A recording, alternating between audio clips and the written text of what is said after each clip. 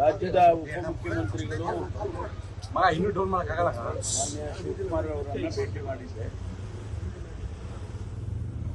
ತುಮಕೂರಿನಲ್ಲಿ 16ನೇ ತಾರೀಕಿನಿಂದ 22ನೇ ತಾರೀಕುವರೆಗೂ ರಾಜ್ಯದ ಕ್ರೀಡಾಕೂಟವನ್ನು ಆಯೋಜನೆ ಮಾಡಿದ್ದಾರೆ. ಅದಕ್ಕೆ ಅವರನ್ನು ಆಹ್ವಾನ ಮಾಡೋದಕ್ಕೆ ನಾನೇ ಖುದ್ದಾಗಿ ಬಂದು ಆಹ್ವಾನ ಮಾಡಿದ್ದೇನೆ. ಅವರು ಕೂಡ ಸಮಯ ನೋಡಿಕೊಂಡು 16ರಿಂದ 22ರವರೆಗೆ ಯಾವತ್ತಾದರೂ ಒಂದು ದಿವಸ ಬರ್ತೇನೆ ಅಂತಕ್ಕಂಥ ಮಾತನ್ನು ಹೇಳಿದ್ದಾರೆ. ಸುಮಾರು 8,000 ಕ್ರೀಡಾಪಟುಗಳು ಭಾಗವಹಿಸ್ತಾರೆ. ತುಮಕೂರಲ್ಲಿ 27 ಕ್ರೀಡೆಗಳನ್ನು ಆಯೋಜನೆ ಮಾಡ್ತಾ ಇದ್ದೇವೆ. ಒಂದು ದೊಡ್ಡ ಕ್ರೀಡಾಕೂಟ ಇತ್ತೀಚಿನ ದಿನಗಳಲ್ಲಿ ಆಯೋಜನೆ ಮಾಡ್ತಾ ಇರ್ತಕ್ಕಂಥದ್ದು. ಹಾಗಾಗಿ ಮಾನ್ಯ ಮುಖ್ಯಮಂತ್ರಿಗಳು 16ನೇ ತಾರೀಕು ಉದ್ಘಾಟನೆ ಮಾಡ್ತಾರೆ.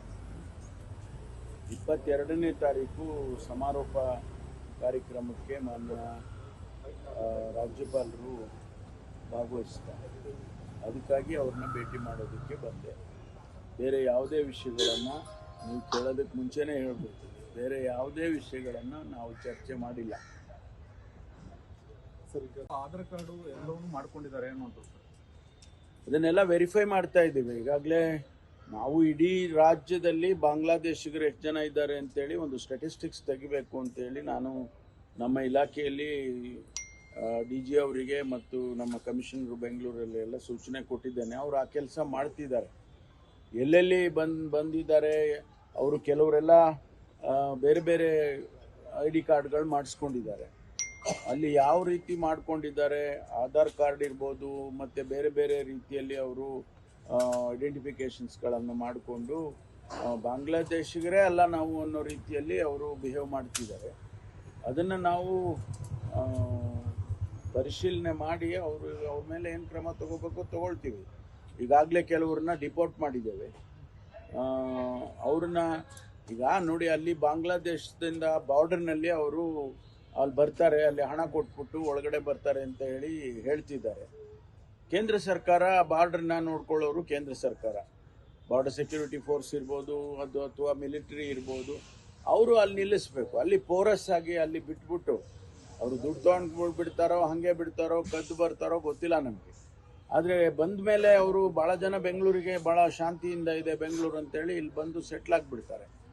ಅದನ್ನು ನಾವು ಈಗ ಕಾಫಿ ತೋಟದಲ್ಲಿ ಸಕಲೇಶ್ವರದಲ್ಲಿ ಕೆಲವರು ಇದ್ದಾರೆ ಅಂತ ಹೇಳಿದರು.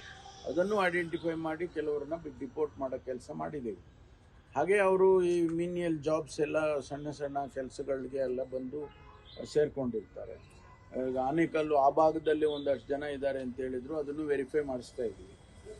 ಎಲ್ಲೆಲ್ಲಿ ಬಾಂಗ್ಲಾದೇಶಿಗರು ಇದ್ದಾರೆ ಅವ್ರನ್ನೆಲ್ಲ ನಾವು ಗುರುತು ಹಚ್ಚಿ ಅವ್ರನ್ನ ವಾಪಸ್ ಕಳಿಸೋ ಕೆಲಸ ಮಾಡ್ತೀವಿ.